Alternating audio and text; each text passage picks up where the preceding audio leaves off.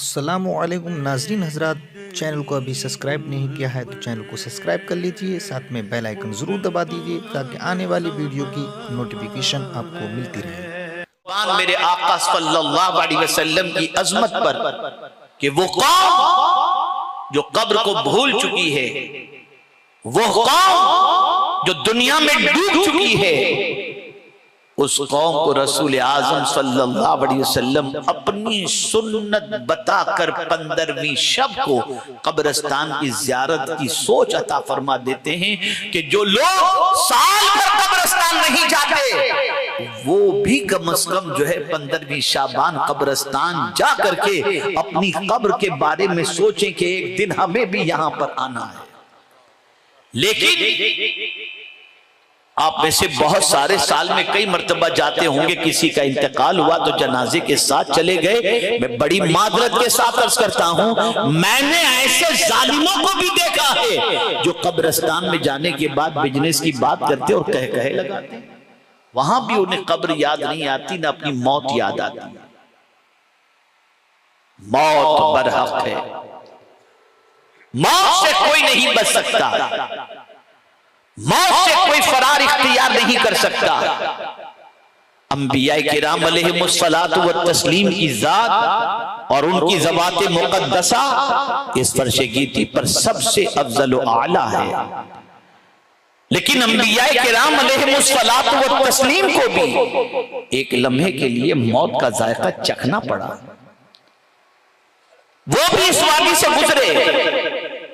ये और बात है कि अल्लाह ताला ने आज उनको जिंदगी अता फरमाई और हर नबी अपने अपनी कब्र के अंदर जिंदा है और उन्हें रिज़्क़ दिया जाता है। इसीलिए आला हज़रत अज़ीमुल बरकत इमाम इश्क़ व मोहब्बत जब रसूल रहमत सल्लल्लाहु अलैहि वसल्लम के बारे में फरमाते हैं, अर्ज करते हैं, तो कहते हैं तू जिंदा है वल्लाह, तू जिंदा है वल्लाह, मेरी चश्मे आलम से छुप जाने वाले ऐ रसूल आज़म सल्लल्लाहु ताला अलैहि वसल्लम के दीवानों, मौत बरहक है। अब मैं आपको समझाता हुआ चलूं कि मौत बरहक है और मरने के बाद जहां इंसान का जिस्म रहता है उसको कब्र कहते हैं। जहां इंसान का जिस्म रहता है उसको कब्र कहते हैं, चाहे वो मिट्टी के अंदर रहे, चाहे किसी परिंदे के पेट में रहे, चाहे दरिया के अंदर रहे, चाहे दरिंदे के पेट के अंदर रहे, जहां भी वो बंदा मौजूद है, उसका जिस्म मौजूद है, वो दर हकीकत कब्र है। लेकिन वो उसका परमानेंट ठिकाना नहीं,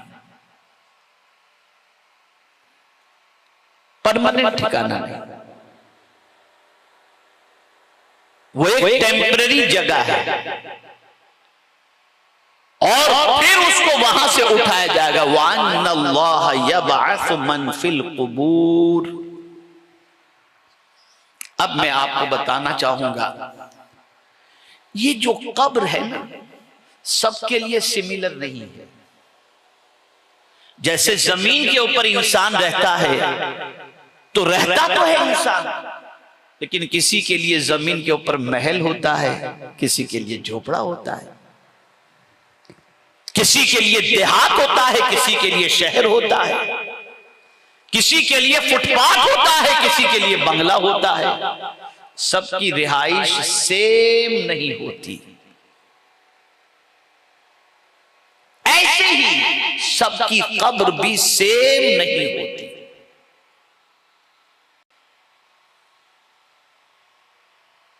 कब्र का मामला यह है कि रसूल रहमत सल्लल्लाहु अलैहि वसल्लम ने इरशाद फरमाया, कब्र किसी के लिए जन्नत के बागों में से एक बाग है और किसी के लिए जहन्नम के टुकड़े में से एक टुकड़ा है।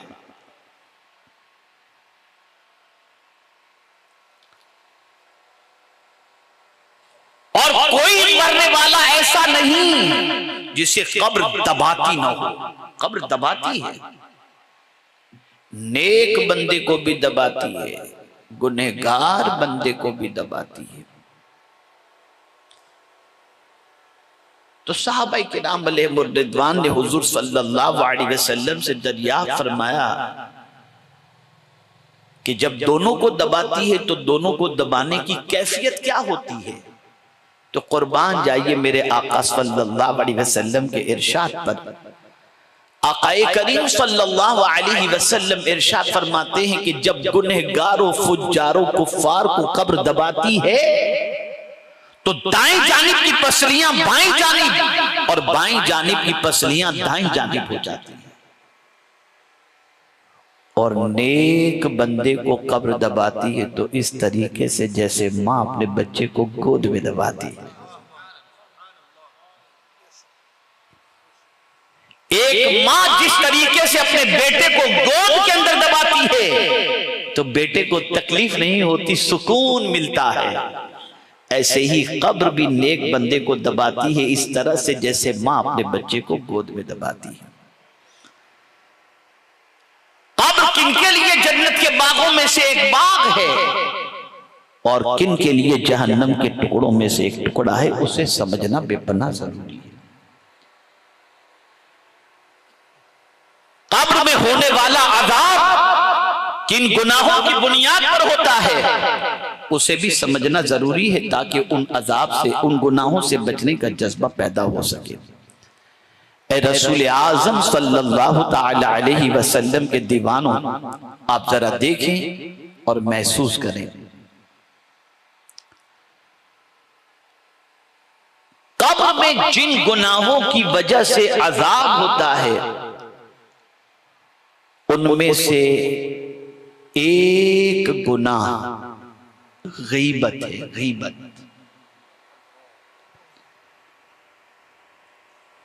जैसे मिसाल के तौर पर दो चार आदमी बैठे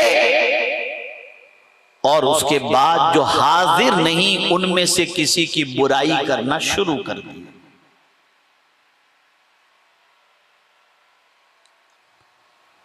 अगर कोई बैठकर, और मेरी बहनें बड़ी तादाद में यहां पर हाजिर हैं, मैं उनसे कहूंगा कि मेरी बहनों, मेरी बच्चियों, ये आदत औरतों में सबसे ज्यादा पाई जाती है। खैर अब तो मर्दों में भी क्या कहना, कोई महफिल ही शायद इससे खाली जाती है।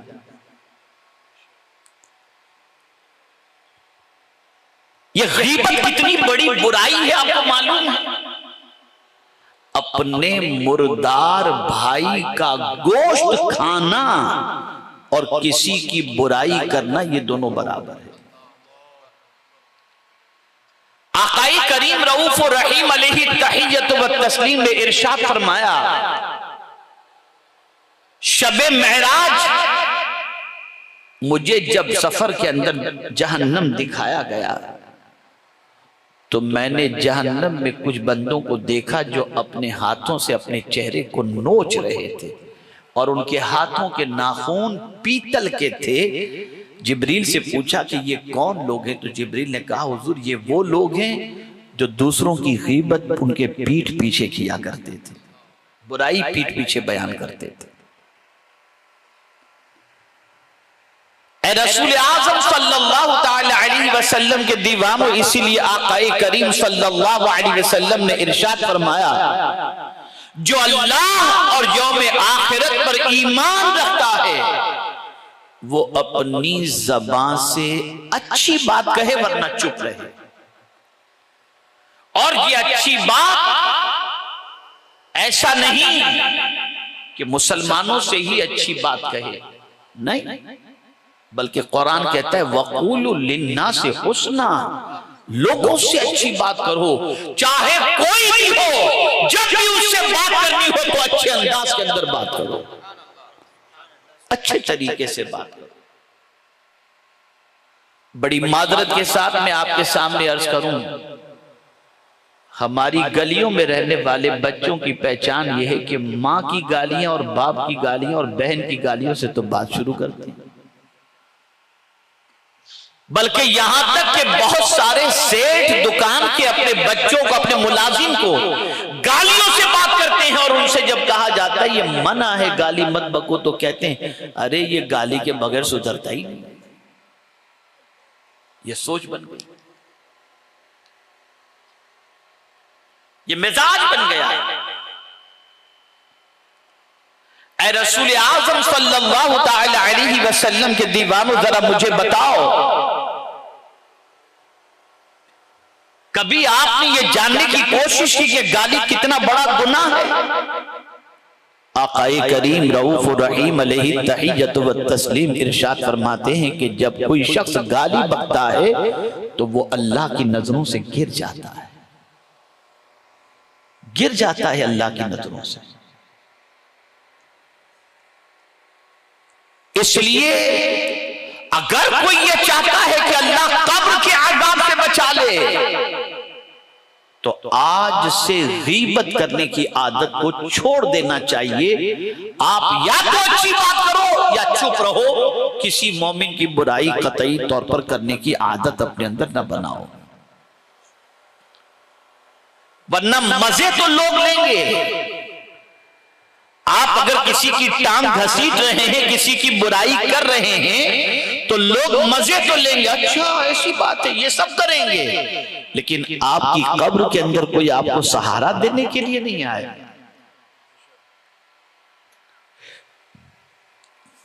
आपकी कब्र की तकलीफ को दूर करने के लिए कोई नहीं आएगा। और कुरान कहता है वला यग़्तब बअदुकुम बअदा अयुहिब्बु अहदुकुम अन याकुल लहमा अखीहि मैतन फकरिहतुम।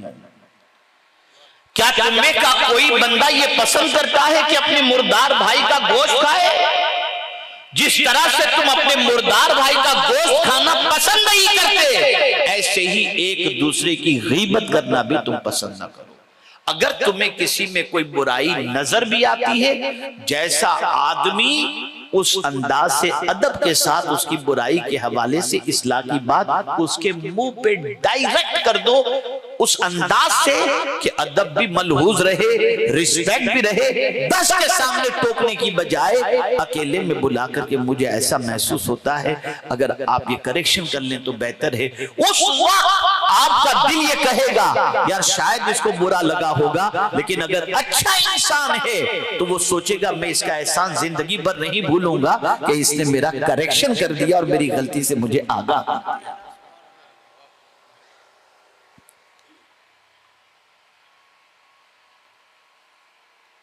तो ये गुनाह बड़ा खतरनाक है। ऐसे ही नमाज को ले लीजिए आप, अगर कोई नमाज छोड़ता है तो कब्र में एक गंजा सांप उस पर मुसल्लत किया जाता है। जब वो डंक मारता है तो बंदा 70 गज जमीन के अंदर धंस जाता है।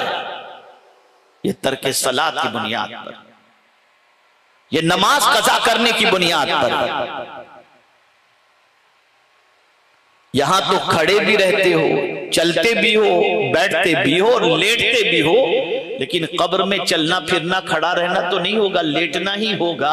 अब आप मुझे बताओ, यहां नींद सुकून की आदमी चाहता है और इस सुकून की नींद को हासिल करने के लिए फज्र की नमाज को छोड़ देता है, लेकिन कभी ये सोचता है जिस नमाज को वो छोड़ रहा है उसके एवज के अंदर उसकी कब्र की सुकून की नींद बर्बाद हो जाएगी और उसको कब्र के अंदर गंजा सांप डंक मारेगा। कभी उसे ये ख्याल भी आया? कभी उसने इसे सोचा? हमारी बहनें, हमारे नौजवान शादी का मौका हो तो नमाज छोड़ देते। अभी मेरे एक साथी, बहुत मेरे चाहने, बार बार मुझे अर्जेंट में कहीं जाना था, मैंने साथी के जरिए इत्तला भिजवाई कि मुझे जाना है, जरा जल्दी जो है वो यही टाइम मेरे पास है, जरा सेट कर दो मेरी मूंछों को, बाल वगैरह तरिश सेट कर दो, बना दो। उसने कहा मेरी शादी का एक ऑर्डर है, मुझे वहां जाना है, बस ये टाइम में हजरत तशरीफ ले आए तो बेहतर होगा। कोई बात नहीं, मैं इंतजार करता हूं। हम जब गए तो कहा हजरत ऐसा हुआ कि नौजवान की एक की शादी है, उसने कहा कि यार तू असर के बाद ही आ जा। तो मैंने उससे कहा कि नहीं, असर के बाद तो मेरे लिए थोड़ा टफ है, लेकिन चूंकि बड़ा ऑर्डर था तो मैंने कहा भाई मैं तो मगरिब पढ़ करके आऊंगा, तू भी तो मगरिब पढ़ ले। अरे बोले यार टाइम कहाँ है। फिर उसने कहा, बार बार ने उसको समझाया कि 20-25 मिनट ही का तो वक्त है ना, तो तैयार होगा, तैयार होने के बाद तेरा मेकअप खराब ना हो जाए, तेरे बाल खराब ना हो जाए, हेयर स्टाइल खराब ना हो जाए, इसलिए तू नमाज नहीं पढ़ेगा। तो मेरी गुजारिश है थोड़ा सा 20-25 मिनट ताखीरी से तू बनना संवरना, मगरिब की नमाज तो पढ़ ले। तो बोले अच्छा ठीक है मैं पढ़ लेता हूँ। देखिए ये होता है आज शादी में, आप देखें लड़के संवरते कहीं बाल खराब ना हो जाए, लड़कियां मेकअप खराब ना हो जाए, छोड़ रहे हैं नमाज। और आज के दौर में तर्के सलात को, नमाज के छोड़ने को बड़ा गुनाह समझा ही नहीं जाता।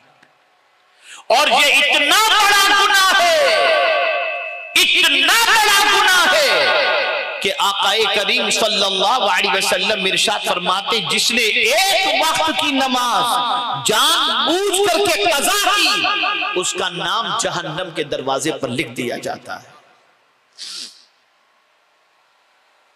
तो तर्के सलात की बुनियाद पर कब्र के अंदर अजाब होगा, कब्र में तकलीफ होगी।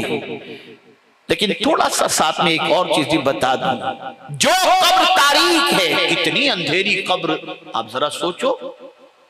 बहुत सारों को आप कब्र के हवाले करके आए होंगे और आपने देखा होगा गड़ा अंदर से तारीख, फिर उसके अंदर डाला गया मुर्दे को, फिर उसको ढांक दिया गया तो और अंधेरा। जरा सोचो तो सही, आप वहां छोड़ करके आप आ रहे हो, वहां जाने वाला चला जाता है। भाई आपके दिल में भी तो ये तमन्ना होगी ना कि कब्र में रोशनी हो जाए तो क्या कहना, अंधेरी की बजाय हमारी कब्र उजाले वाली बन जाए तो क्या कहना। तो मेरे आका सल्लल्लाहु अलैहि वसल्लम ने फरमाया, नमाज कब्र में रोशनी है। अगर कोई नमाज पढ़ता है तो वही नमाज उसकी कब्र से अंधेरे को दूर कर देगी और कब्र को रोशन और मुनव्वर और मुजल्ला कर देगी। ये है नमाज, ये है नमाज। तो कब्र का अज़ाब नमाज तर्क करने की बुनियाद पर होगा। अगर कोई कब्र के अज़ाब से बचना चाहता है तो नमाज कज़ा न करे। तीसरी चीज निफाक। निफाक किसको कहते हैं? निफाक कहते हैं जैसे आप हज के लिए गए हों, उम्रा के लिए गए हों, तो चूंकि ये लफ्ज अरब में ज्यादा इस्तेमाल होता है, हिंदुस्तान में तो इस्तेमाल नहीं होता या दूसरी कंट्री में इस्तेमाल नहीं होता। जो टनल होता है ना, टनल, इसके दो मुंह होते हैं ना टनल के, एक एंट्री का एक एग्जिट का। तो दो मुंह वाली जो चीज होती है ना, उसको टनल कहते हैं। और अरब के अंदर आप सऊदी में गए हो तो देखेंगे वहां लिखा होता है नफक। तो निफाक उसको कहते हैं जो दो मुंह वाला बंदा, दिल में कुछ जबान पे कुछ।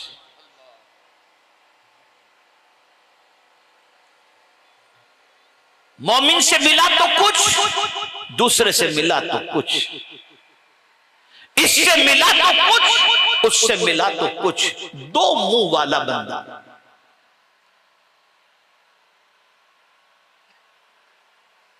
और उसकी अलामतें भी हुजूर सल्लल्लाहु अलैहि वसल्लम ने बताई। अब वो अलामतें समझ लें आप। जब वादा करेगा वादा खिलाफी करेगा, जब बोलेगा झूठ बोलेगा,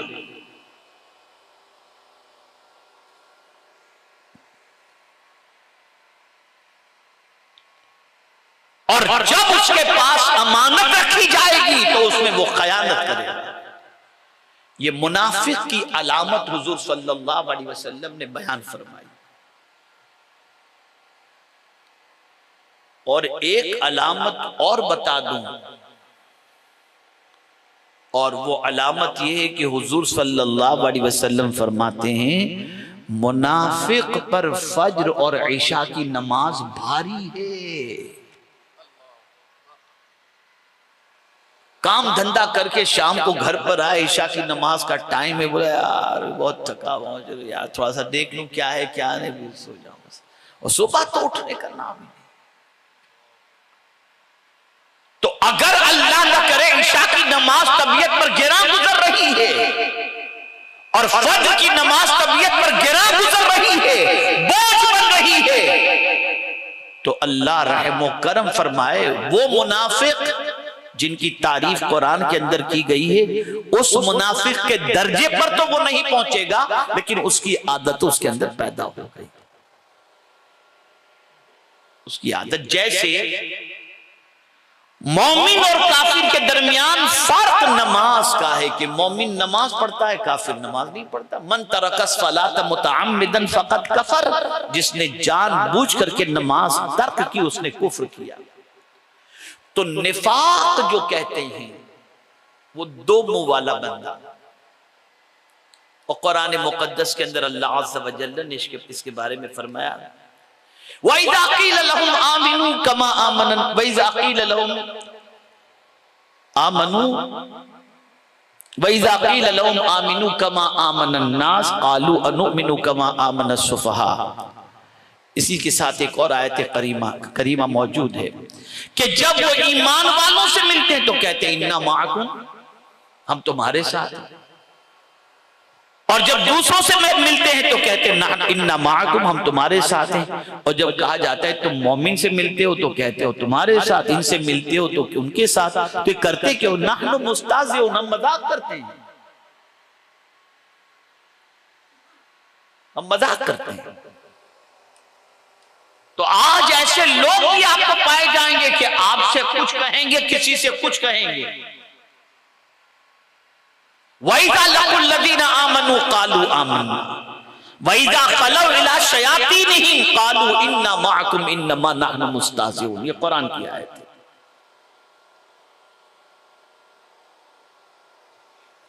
तो कब्र के अंदर मुनाफिक पर अज़ाब होगा, तो जितनी भी अलामाते निफाक हैं उनसे भी अपने आप को बचाने की कोशिश करनी चाहिए। चौथी चीज, पेशाब के छींटे से न बचना। बहुत सारे हमारे नौजवान कहीं भी खड़े होकर पेशाब कर लेते हैं, छींटे से नहीं बचते, बल्कि ज्यादातर कब्र के अंदर अजाब पेशाब के छींटों से न बचने की बुनियाद ही पर होगा।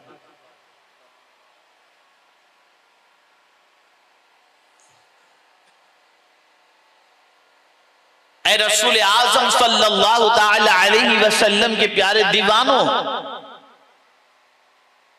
आक़ाए करीम सल्लल्लाहु ताला अलैहि वसल्लम का गुजर हुआ दो कब्रों के करीब से। तो सरकार सल्लल्लाहु अलैहि वसल्लम जिस खच्चर पर सवार थे वो खच्चर थोड़ा सा बिदकना शुरू हुआ, तो आक़ाए करीम सल्लल्लाहु अलैहि वसल्लम ने फरमाया इन दो कब्रों पर अजाब हो रहा है जिसकी वजह से मेरा खच्चर बिदकना शुरू कर दिया। कुर्बान जाइए मेरे आका की नजर पर कुर्बान जाइए। और सरकार की सोबत खच्चर को मिल गई तो खच्चर की अजमत पर कुर्बान जाइए कि वो भी कब्र में जिस पर अज़ाब हो रहा है वो महसूस भी कर रहा है और हुजूर उसके हवाले से बता भी रहे हैं। तो आप जानते हैं किस वजह से अज़ाब हो रहा है, ये पूछा गया तो बताया गया दो वजह से। दो कब्रें हैं, दोनों के अलग अलग गुनाह हैं। एक में चुगली की आदत थी और एक की पोजीशन ये थी कि वो पेशाब के छींटे से नहीं बचता था। फिर हुजूर सल्लल्लाहु अलैहि वसल्लम ने क्या किया? आक़ाए करीम सल्लल्लाहु अलैहि वसल्लम ने फरमाया दो दरख्त की टहनी लाई जाए और फिर उसके बाद दोनों को सरकार सल्लल्लाहु अलैहि वसल्लम ने दोनों की कब्रों पर रख दिया और फरमाया जब तक कि ये तर रहेंगी कब्र वालों पर से अजाब के अंदर तखफीफ हो जाए। अब आज आप देखें नौजवान से कहा जाए नमाज के लिए, मौलाना मैं नापाक हूं, ये हाल है।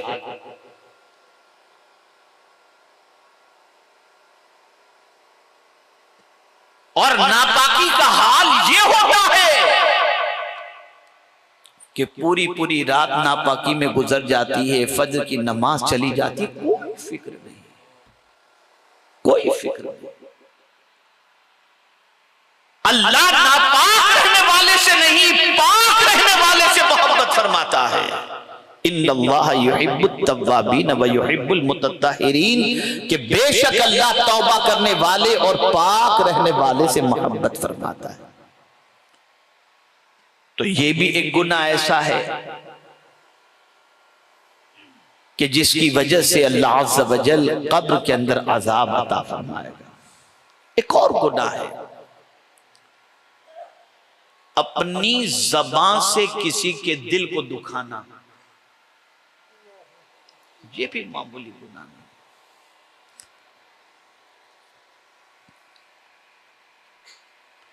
मेरी बहनें यहां पर मौजूद हैं। हुजूर सल्लल्लाहु अलैहि वसल्लम की बारगाह के अंदर दो खवातीन का जिक्र हुआ।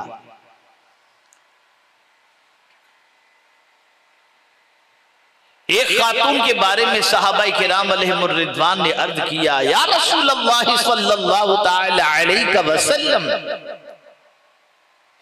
एक औरत है जो पंज वक्ता नमाज भी पढ़ती है, तहज्जुद भी पढ़ती है, रोजे भी रखती है, कुरान शरीफ की तिलावत भी करती है, फराइज के अलावा नवाफिल की कसरत करती है, लेकिन उसकी जबान जो है ना वो इतनी कड़वी है कि जब बोलती है तो लोगों का दिल दुखाती है। और एक औरत ऐसी है जो फराइज तो अदा कर लेती है, लेकिन जो है वो बहुत ज्यादा नफिल वगैरह की कसरत नहीं करती, लेकिन उसकी जबान इतनी अच्छी है कि सब उसकी बातें सुनने के लिए बेचैन रहते हैं और उसकी बातों से दिल को सुकून मिलता है। आका ये बताइए कि दोनों में अच्छा कौन? तो आका करीम सल्लल्लाहु अलैहि वसल्लम ने इरशाद फरमाया, जिस औरत की आदत ये है कि ज्यादा इबादत नहीं करती, लेकिन अपनी ज़बान से किसी को तकलीफ नहीं पहुंचाती, वो इबादत करने वाली औरत से भी अफजलो आला है। और ये बात याद रखें, बड़ा मशहूर कौल है, तलवार का जख्म तो मिट जाता है, ज़बान का जख्म नहीं मिटता।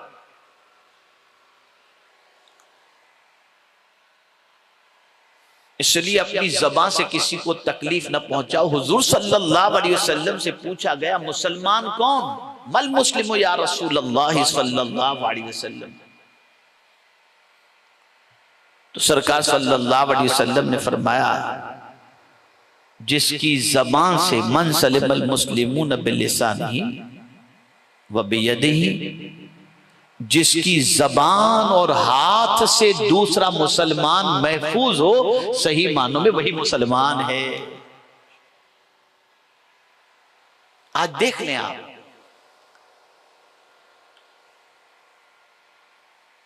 कि हमारी जबान कभी मां बाप का दिल दुखाती है, कभी रिश्तेदार का दिल दुखाती है, कभी दोस्तों का दिल दुखाती है, कभी किसका दिल दुखाती हुई नजर आती है। तो जबान की हिफाजत करो, ज़बान से किसी का दिल न दुखाओ, बल्कि तरगीब व तरहीब की एक हदीस मुबारका मैं आपकी समाअतों के हवाले करूं, उससे आप ज़बान से राहत पहुंचाने का फायदा महसूस कर सकें। अगर किसी औरत का बच्चा गुम हो जाए या इंतकाल कर जाए, बच्चा गुम हो जाए या इंतकाल कर जाए, और उस परेशान हाल औरत को कोई तसल्ली दे, ये कहे कि माई गम न कर, तेरा खोया हुआ बच्चा तुझे मिल जाएगा, या इंतकाल हो गया तो कहे माई फिक्र न कर, अल्लाह तेरे बच्चे को जन्नत अता फरमाएगा, मगफिरत फरमा देगा, तसल्ली अता करे। तो आप जानते हैं ये तसल्ली के जुमले का सवाब क्या है? हुजूर सल्लल्लाहु अलैहि वसल्लम फरमाते हैं जो शख्स उस औरत को तसल्ली के जुमले कहे, अल्लाह कल बरोज़े क़यामत उसे जन्नत का लिबास अता फरमाएगा, जन्नत का लिबास।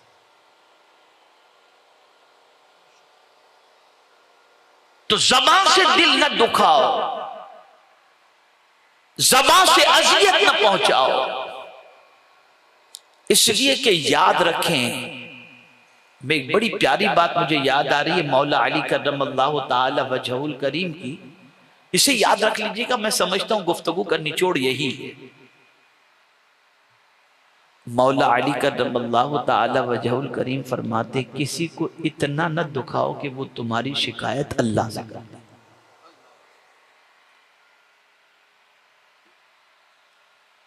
किसी को इतना न दुखाओ कि वो तुम्हारी शिकायत अल्लाह से कर दे। अब मैं आपसे पूछना चाहता हूं कि सबसे बड़ा तो अल्लाह है और उसी के दस्ते कुदरत में सब कुछ है, और वो अपने परेशान हाल बंदों की फरियाद सुनता है। कुरान कहता है अम्मा युजीबुल मुत्तर्रा इज़ा दआ, कौन है जो बेकरारों की फरियाद सुनता है? अल्लाह ही तो है, अल्लाह ही तो सुनता है। इसलिए याद रखें, दिल न दुखाएं किसी का।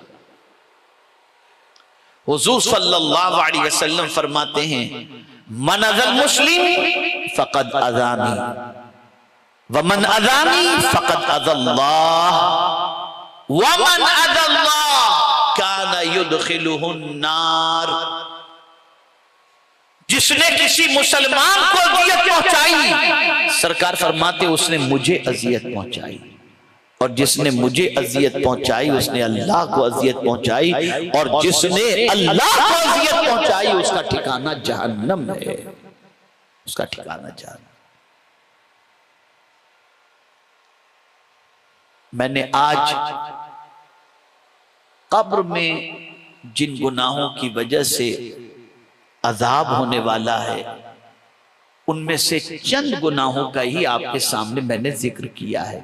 और भी बहुत सारे गुनाह हैं जिनकी वजह से अल्लाह अज़्ज़ व जल कब्र के अंदर अजाब अता फरमाता है। जैसे कि एक और गुनाह मैं आपको बता दूं, बगैर वुजू के नमाज पढ़ना।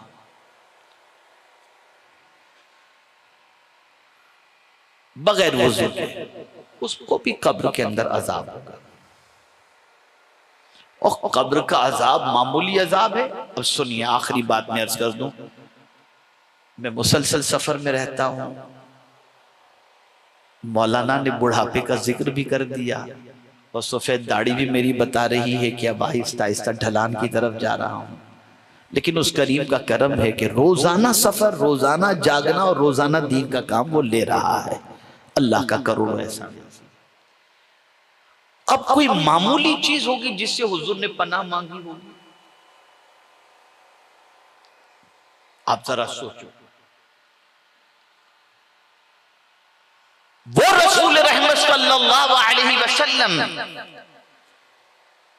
जिसको चाहे जन्नत में दाखिल फरमा दे, जिसको चाहे। चाहा इमाम हसन और हुसैन को नौजवाना ने जन्नत का सरदार बनाना डिक्लेयर कर दिया, पूरी दुनिया ने मान लिया। अशर मुबशरा के बारे में फरमा दिया, जन्नत की बशारत दे दी, सबने मान लिया कि जन्नती।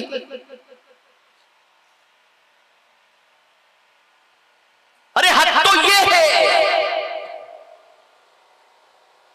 कि पत्थर के पहाड़ जबले ओहद को हुजूर ने जन्नती कह दिया, दुनिया ने मान लिया। तो ये हुजूर का इख्तियार है, जिसे चाहे जन्नती बना दे। पत्थर को चाहे तो पत्थर को, पहाड़ को चाहे तो पहाड़ को, दरख्त को चाहे तो दरख्त को, अरे जानवर को चाहे तो जानवर को, सबको जन्नती, जिसको चाहे बना दे। लेकिन हुजूर को देखें किस चीज से पनाह मांगते थे, अपनी उम्मत की तालीम के लिए।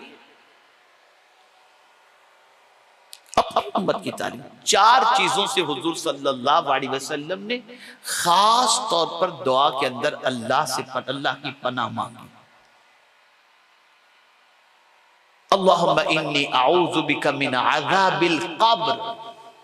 पहली चीज कब्र का अज़ाब बहुत खतरनाक है, बहुत खतरनाक है।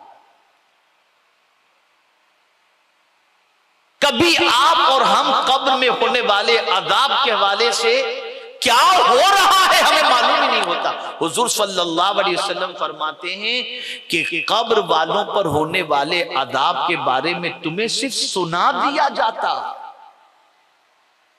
कब्र वाले की तकलीफ को तुम्हें सिर्फ सुना दिया जाता तो तुम किसी मुर्दे को दफन करने के लिए तैयार ही नहीं होते। यह हाल है कब्र का।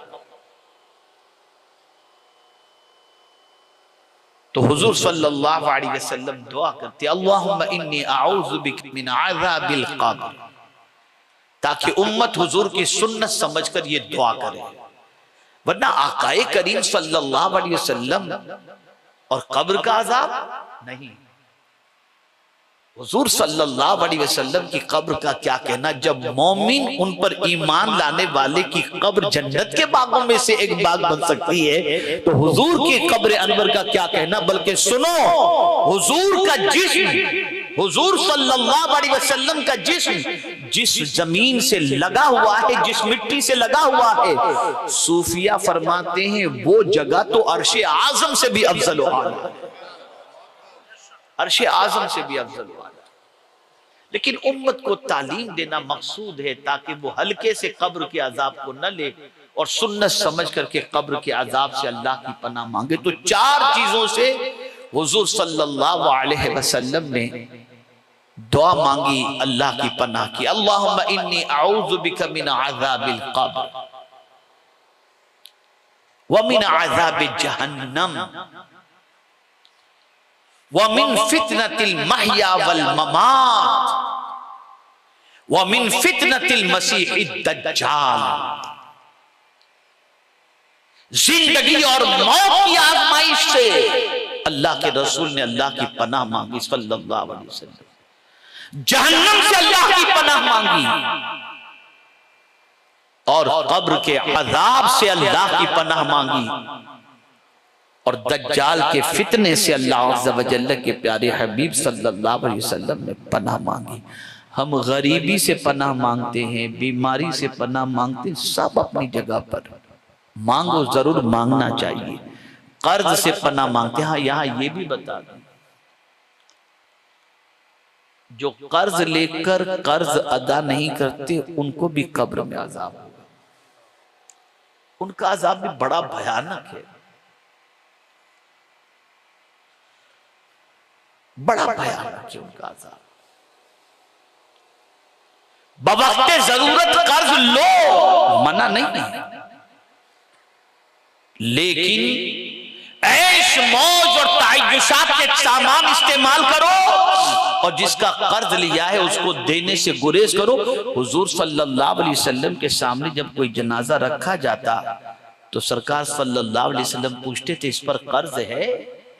जब कहा जाता हाँ कर्ज है तो किसी सहाबी को फरमाते तुम नमाज जनाजा पढ़ा दो। वो शहीद जो राहे खुदा में अपनी जान कुर्बान कर दे, हुजूर फरमाते शहीद के खून के कतरे के जमीन पर गिरने से पहले अल्लाह शहीद की मगफिरत फरमाता है, लेकिन उसका भी कर्ज अल्लाह माफ नहीं फरमाता।